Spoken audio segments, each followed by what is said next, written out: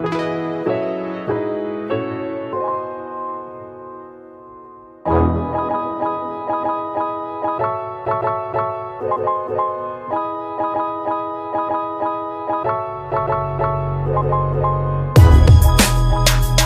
back to Omni Football. Today is another episode, and you may see that it's a little bit different. We've got a little bit different perspective going on today if you're on YouTube. I'm trying to make sure that each one of these, shots and setups continuously improves, so hopefully this is better, but if it's not, I'll continue tweaking. So welcome back to Omni Football. I'm happy you're here. Thank you for clicking. Thank you for watching. If you're watching on YouTube, you're awesome. If you are listening to the podcast in any way, you're the greatest. This episode is a little late to my devoted subscribers. I did start my classes this week, so I'm still trying to figure out the workflow in terms of when I can record and when I have enough energy to do that. But I'm back, and I think this is the 4th episode now, so we're going strong here. So today, the agenda, we're going to first talk about a little bit of the Major League Soccer salary cap and how that's structured. So we'll start with the MLS. Then we're going to go into some stadiums and talk about some previous episodes and relate them into the next stadium that we're going to be looking at. We're going to see some updates to that stadium, and we're also going to, I believe, react to a video. So hopefully that works out, and hopefully that's not too hard to do. So first things first. There's been a lot of things going on in the news. Man, it's been a crazy week. Even since last week, since the last video that dropped, my classes started. It seems like the world of finance and game stonks and political policies. We got pandemic stuff. Just a lot going on. So hope everyone's doing well. I hope you guys are hanging in there. Definitely an interesting time we live in. 2021 is shaping up to be just as interesting, if not more interesting, than any other time, basically. So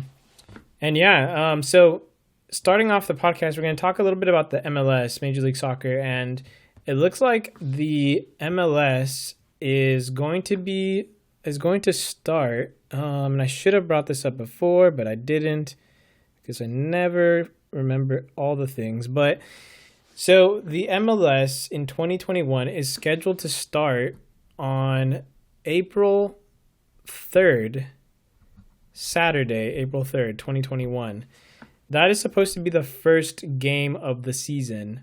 Now, I don't know if that's going to happen for many reasons. One of the reasons is obviously the pandemic. Although there is, in the United States, there are vaccines on the way from various companies. We still haven't yet hit a critical mass of, I guess, people who have gotten the vaccine yet. And it's still unclear as to when everyone will get their vaccine and if everyone will get their vaccine. I guess those are two separate questions. So that's one thing, obviously, COVID. The other thing is the MLS is structured kind of weirdly, I suppose. And actually, now I remember, I was actually going to bring up this. Okay, I got it. So the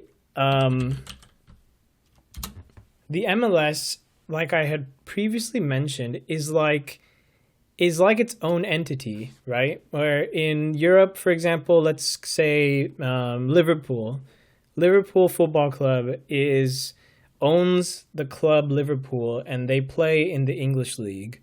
But Liverpool and the English League are its own separate things. The MLS is its own whole. So, owners pay the league, the MLS, a certain amount of money and will get a seat at the table. But the owners are then given basically a part of the league and rights to have a franchise. So yeah, so like that's the basic way of describing it. It's like it's integrated, right? Because of that, the way that players get paid is slightly different from like a private, like Liverpool, for example, where Liverpool is like its own private entity and it sets the prices for what its players can make, how much they're willing to pay for their players. The MLS is different. The MLS has what's called a salary cap, and it's recently in the last week has been in the news because although the MLS has a salary cap, although the MLS has announced that they're going to be kicking off their first game of the season is going to be Saturday, April 3rd of this year, 2021. The players and therefore the players' union are in negotiations with the league itself. So because of the way that the league is structured, it's basically its own thing, and the players are like its employees. And I don't know when this happened. I should have looked it up, but I don't know exactly when or if it's always been this way. But the players have their own union, basically. And so that union right now is in discussions with the league over terms of how much money each player can get, what the rate of increase will be over, let's say, the next 5 years, and more technical details that are frankly kind of not really relevant to a fan, but they are relevant to the players and to the league as a whole. So I kind of wanted to talk about the difference between the MLS salaries and, let's say, the NBA salaries. So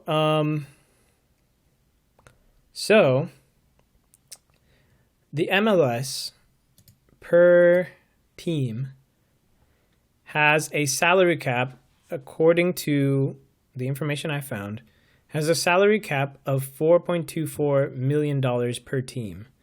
So what does that mean? So each team, let's say from the Vancouver Whitecaps all the way down to Miami, Inter Miami, all the teams that are currently playing, they all have, let's say, a list of players, a roster of players, 20 players on that roster. Let's just make it a nice even number, 20 players. All different ages, all different skills, different positions, blah, blah, blah. And each one of those players has to get paid, right? They're professional players. But the total of those players, when you add it all up, cannot exceed $4.24 million per team. So it's an interesting difference the MLS has versus teams all over the world, basically everywhere else, where like each team in the MLS is basically playing with the same amount of chips in the game, basically.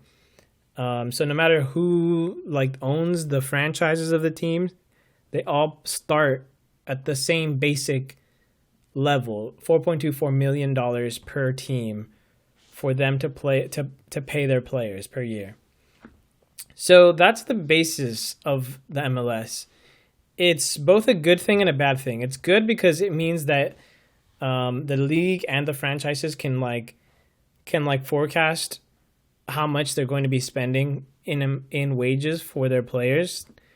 But it's also bad because let's take the Premier League, for example, the league in England. Each of those teams that are privately owned can pay whatever they want for their players.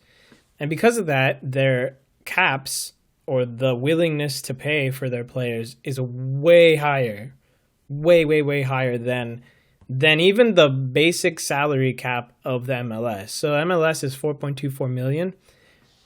It was recently leaked that Lionel Messi, one of the greatest players of all time, who plays for Barcelona currently, Barcelona in Spain, I believe is making $550 million or euros a year, which is crazy. His contract is worth $550 million, which would be like, I don't know, hundreds of years of a team in MLS, and Lionel Messi is getting paid that by Barcelona. So because there's no like limit, there's no cap, you know, the best players in the world are incentivized to go to find the money, right? So that's one of the reasons why at the beginning of the podcast I was talking about how, you know, we find that that the MLS quality is less than what you would find at another league.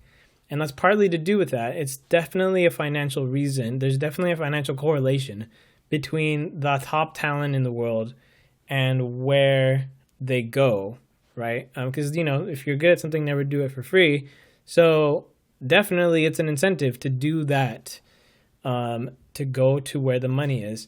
So just also for reference, so that's Lionel Messi. He's one of the most famous players, so he's a household name.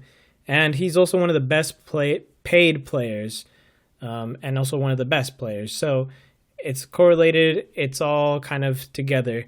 But yeah, but back to the MLS, back to the Major League Soccer, they have a salary cap, and the salary cap is 4.24 million per team per year, where the minimum a player can make, and this is again with the information I have here online, minimum you'll find that it's around $56,000 per year, which is not a whole lot in terms of like the celebrity names of like what we're used to in the United States. For example, let's take another sport that's also popular, who I think is also just as just as recognizable. So the NBA, the basketball league in the United States, their salary cap is $109 million per year. So it is definitely more. You definitely have more room to inflate the prices of the players, and therefore you can attract more top talent, let's say.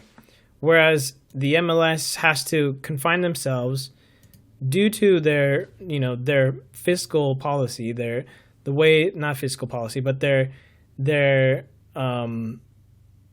business plan is to be as frugal as they can while they're growing, while they're still, building up the soccer foundation. So 4.24 million compared to 109 million. So it's just an interesting. It's been in the news because they're still kind of working out the details for what that policy or what that cap will look like moving forward. But it's been in the news recently that that's kind of still on the table, and I find that to be an interesting distinction between the leagues. I mean, and this is just the NBA. Like the NFL is even higher than the NBA salary cap. NBA 109 million per team per year. MLS 4.2 million per year. But it has been growing over time, just like I'm sure the other leagues. But it is an interesting thing to talk about, to know, to kind of wrap your head around it. It's basically like, if we're talking about sports in general, the MLS is very like blue collar of like professional sports everywhere, basically, because of the way that their players are paid.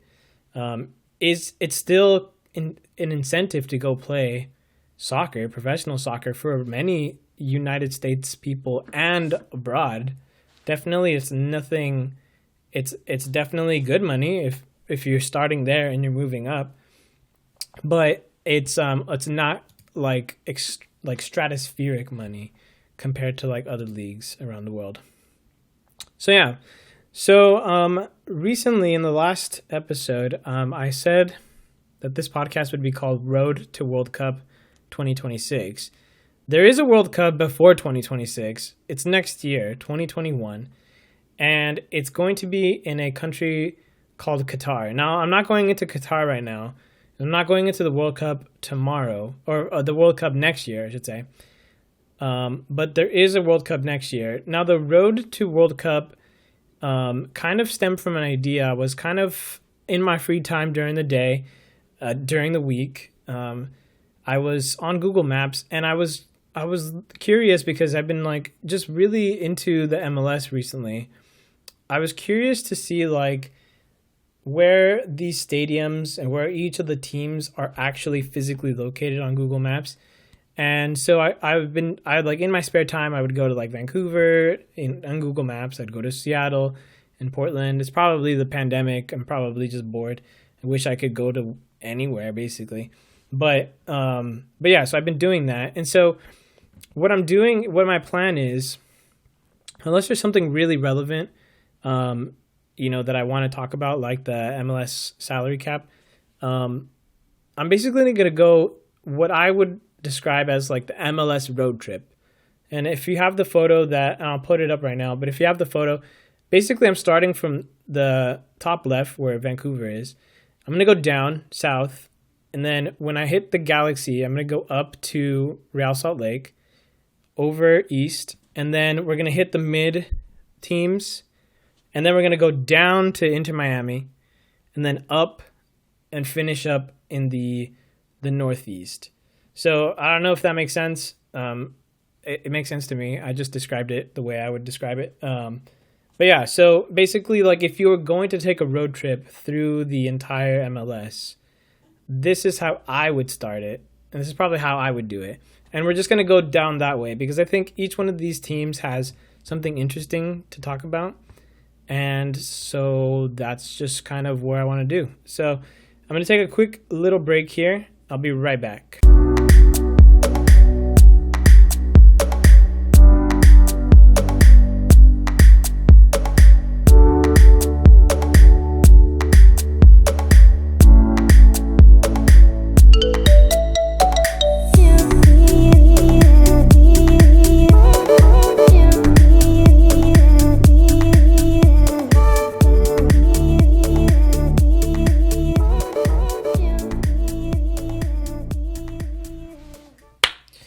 Welcome back. So this week I was looking at a ranking of Major League Soccer stadiums as of 1 year ago.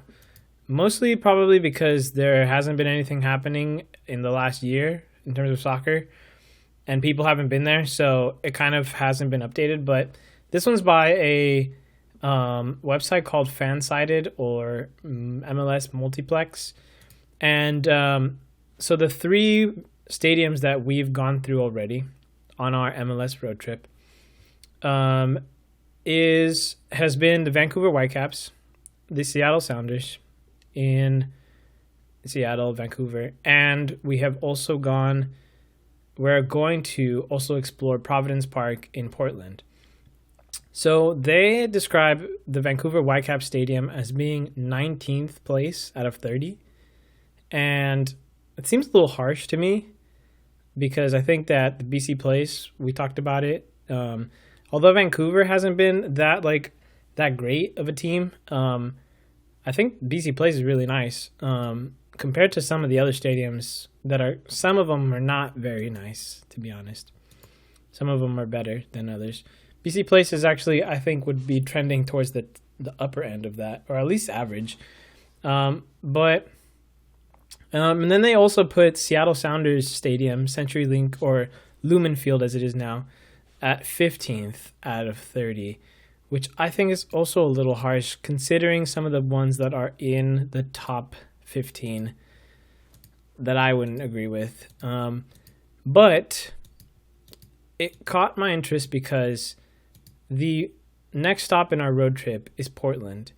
And in this specific MLS, I guess, ranking from online by Trevor Popoff, he ranked the Portland Timbers Providence Park Stadium as number 1 in the entire MLS. And to be honest, I have to agree. And I think I described this earlier, but I think Portland has, at the current moment, the best soccer culture in the United States. They do call themselves Soccer City, USA. And there aren't a lot of professional sports in Portland, so that could also help. But The stadium that they play in is a stadium that was opened in 1926, and I was actually reading a little bit about Providence Park in Portland, and it started off as like just like a field, a stadium that hosted minor league baseball and like athletic events, and then it became like a soccer stadium in the 70s or around then, and basically has been in use for all these years. It is the oldest soccer-specific stadium in the United States. And in my opinion, I think it is the best.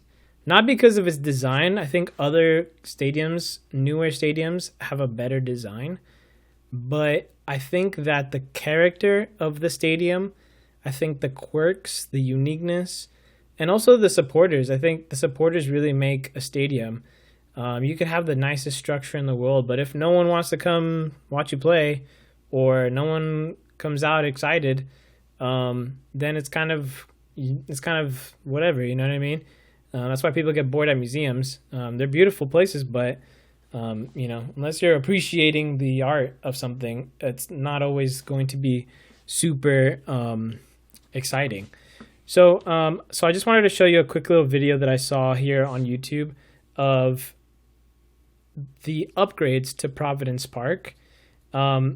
I guess right now during the pandemic, it's actually a great time to be upgrading.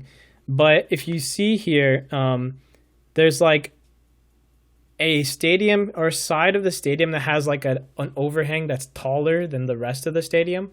That's actually brand new. So it's increased its capacity from where it was before to now where it is. And I think it looks great. The one downside about this stadium, and it's only one, is that the turf that they use is artificial. So you can use like AstroTurf. If you don't know, you could use AstroTurf to play soccer on it. But because of the way the AstroTurf is like rubber, it actually changes the way the ball reacts to the ground, as opposed to like a level, flat grass surface. No matter how tough the dirt is underneath, a ball will react differently on grass than it does to the AstroTurf. So that, I think, is a cool addition to the league. I think that the league, as it grows, additions like that to the stadiums are really cool. I think that now that we've made it to Portland, it's interesting to know, and it's interesting also to hear from someone who supports the Galaxy, and we'll get to the Galaxy for sure, and we'll probably spend way too long talking about the Galaxy because there's so much to talk about. But Portland and Seattle, and indeed Vancouver, are three cities that are pretty near each other geographically, and they also are all rivals in soccer specifically. I believe that they were playing in the NASL, the North American Soccer League, which was kind of like the best you could get before the MLS started. And so they've been playing before the MLS was even a thing. And then once the MLS became a thing and there was a proper major league, all three of those teams joined. But they've been rivals for a long time. And I think that because of the length and history of the rivalry between Portland and Seattle specifically, it's probably the best rivalry in the MLS. So it's actually a great place to start for the MLS. I know that the road trips kind of started up in Vancouver as like the MLS, the American Soccer League, and we're starting in Vancouver. But really, I think it's the best place to start because that corner of the United States, I think, has the best representation of what the MLS can be.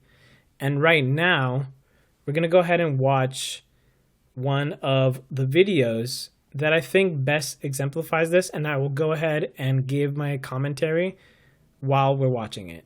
So I will be right back and we'll get right to it. All right, so we're back, and this is what I think we should take a look at. I'm going to go ahead and start the video. None the greatest soccer rivalry in North America. Fights, fouls, all the chirping, all the goals. The intensity, the environment. Sandwiches thrown under our bus as we're driving up the stadium, the finger gesture, all that Finger sort of gestures. stuff. It's bragging rights, it's rights between which is the best city. Who are going to be your players that step up for those games? I hate losing to Portland, and that's just the reality of things. Just beat Seattle. And that's the only beat them.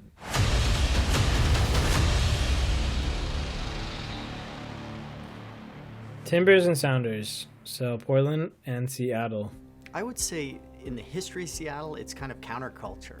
The city has gone through enormous changes from when I grew up here, but we always felt like we had something to prove. It's considered very laid back, very polite, but soccer can bring out the passion in you. Portland obviously is not a big city. It almost feels like a town sometimes. A community where everybody is connected. There's a sense that because of the idea of keeping Portland weird, that maybe there's some counterculture element to it. But I also think that this is a town that's very passionate about its sports, and there's not a lot of professional sports here. So you have a lot of fans of the Timbers. We have the Timbers Army, and I think everything in the country fails by comparison.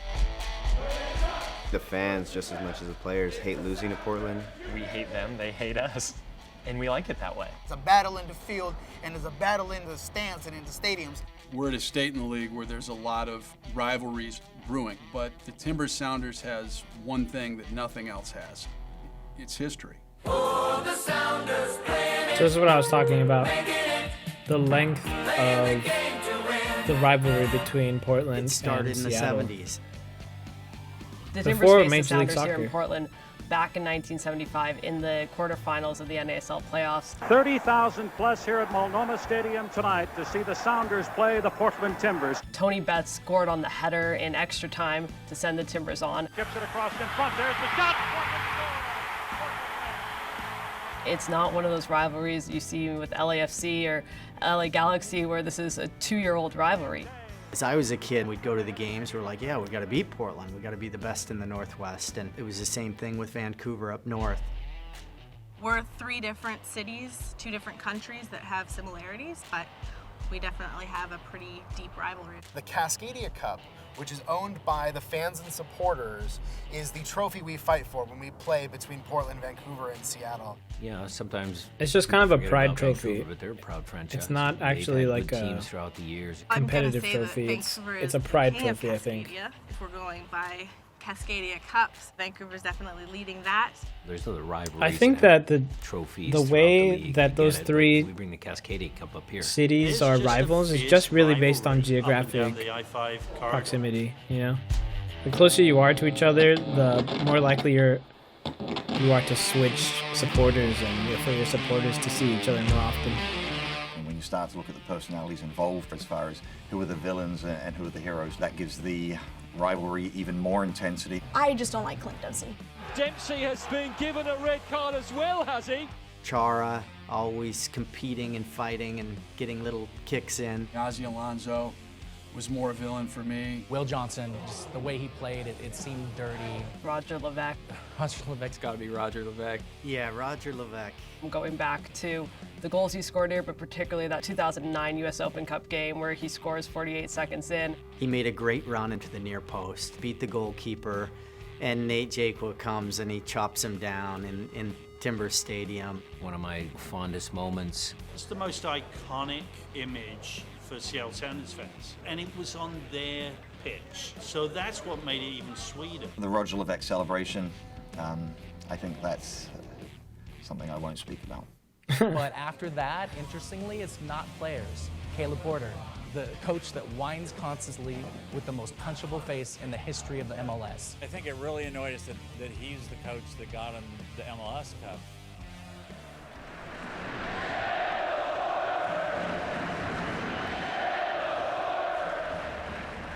I think there was a lot of jealousy from Sounders fans that it was like, in some ways, for all that we've done, they have the one thing that we've always wanted. It's a good stat to have won a championship before them.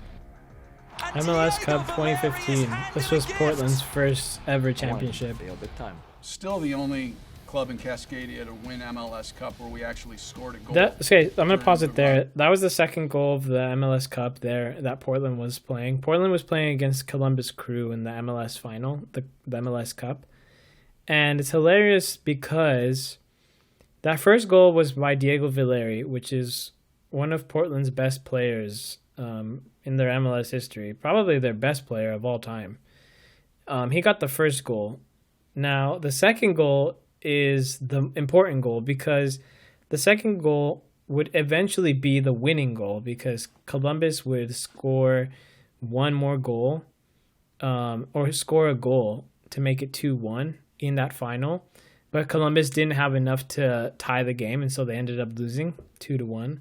But that second goal that Portland scored in like the early first half of the game actually shouldn't have been allowed because, and they won't mention it here because they're talking about how great the Timbers and the Seattle Sounders are. But the ball actually left the pitch, so the boundaries of the field. It actually went out before the Portland Timbers player took the ball back into play and crossed it for the goal. So they don't show it here, but it was out by like a considerable distance, like yards out. It was out of the field, and the referee, who was supposed to be like with the flag that calls the ball out of bounds, just didn't, and they had the ball. They took it back in, and then they crossed it, and it scored. So it should have been disallowed as a goal, but it stayed, and they won their MLS Cup because of it. So I thought that's funny. It's just that obviously it's a detail that they're not going to talk about here, but that happened. The play had a shot on goal even. It's a first for the Timbers, a first for the Pacific Northwest. The Portland Timbers win MLS Cup 2015. It's sad that it's going to be so many years before they'll realize that again. Obviously, we won the MLS Cup first, so that's something that we will always hang our hat on, and we were surprised when Seattle followed. When the Timbers won the year before, they had something they could hold over us. It gave us motivation. I didn't want to be sidelined, hoping for the opponent to prevent our rivals from lifting a trophy. Now the cross out to what a save by Fry! Yeah, it's fantastic Footwork, save. The save, the moment, everything. I think they showed the save behind me on the big screen and the whole I'm going to pause it there. That's like right where he tips it from saving it from being a goal. So then the very next year, Seattle make it to the MLS Cup final, and they face off against Toronto, who were the better team. Toronto was the better team. And clearly they were the better team because they were playing at home. This is Toronto, Canada. And Seattle really just had one game plan at that game. They just defended. They just defended. And I believe this game went to 0-0 the whole game. And so at the end of the game, it went to penalty kicks to decide who would win the MLS championship. But this save is one of the best saves I've ever seen in MLS history. I was watching this at my old house. I was watching this in the living room, and it was kind of late. But I remember Josie Altidore, the forward for the Toronto team. He headed the ball in such a way that it had an arc. Instead of going direct, heading it directly towards the goal, he headed it kind of at an angle to the point where it had its maximum height. Basically it had a maximum height as it was entering into the goal, and it made it the hardest save possible for the goalkeeper, Stephen Fry, for Seattle. And I could not believe that Stephen Fry got the save this goal because it was unbelievably difficult to save. And it all happens in milliseconds. It all happens in seconds. The cross came in. Josie heads it with an arc so that it has maximum height as it enters into the goal. And Stephen Fry moves his feet and somehow saves the goal. This save saved the Seattle Sounders. This save, I think, should be credited as the winning save of this final. It is an incredible save. Did a little. Oh. So I figured I did something right. Against Stephen Fry. And then they went to penalties. And when you go to penalties, anything can happen. Roman Torres, the defender, scores the winning penalty. Was I rooting for them versus Toronto in 2016? No, I wasn't. But it was a tough game to watch, to be honest. We don't want them to succeed in what they're doing. They are not supposed to win. It felt great to take it away from them, and obviously for us to lift our first one. For us now, it's time to try and win another one and hold that over them. Clint said it best in the trophy No, celebration. I believe Seattle has two now. That we won one. Portland can't say shit.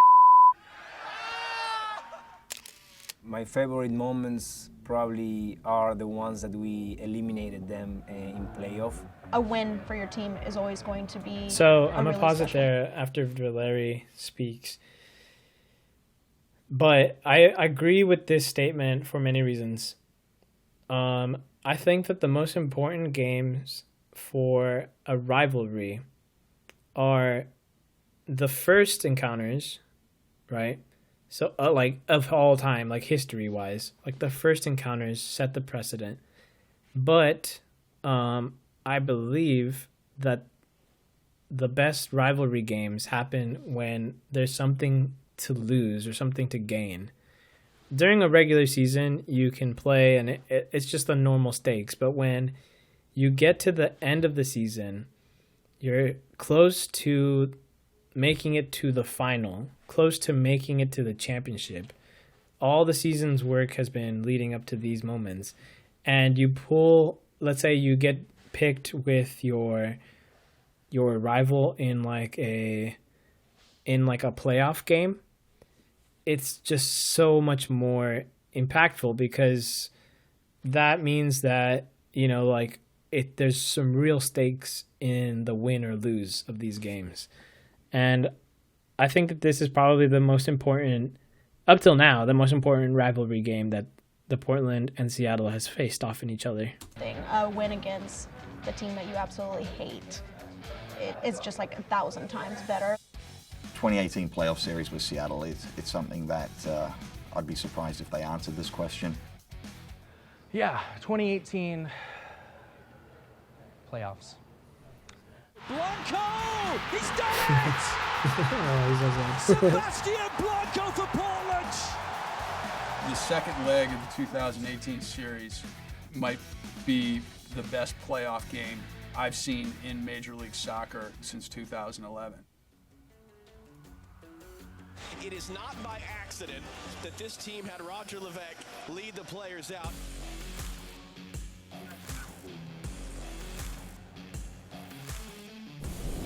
Every Timbers win against Seattle is a favorite memory, but for me it was probably the Blanco goal.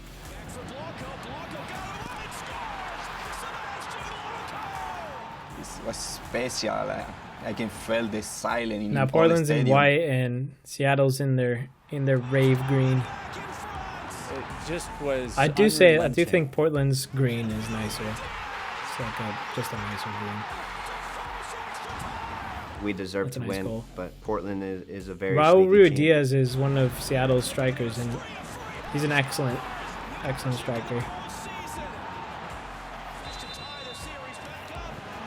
Nice flip. Some of the Portland players think they've won. They're celebrating right now. Look at Valentine telling Blanco, no. We go to a shootout. So yeah, I mean, at the When end of you the eliminate, at the your end of the rival, two playoff games between his Seattle and house Portland, is they priceless. they were tied until they went to penalties. Anything can happen in penalties. I was a little sore after that game. It could not be a more perfect night here in the Pacific Northwest. There's always the next game against Seattle.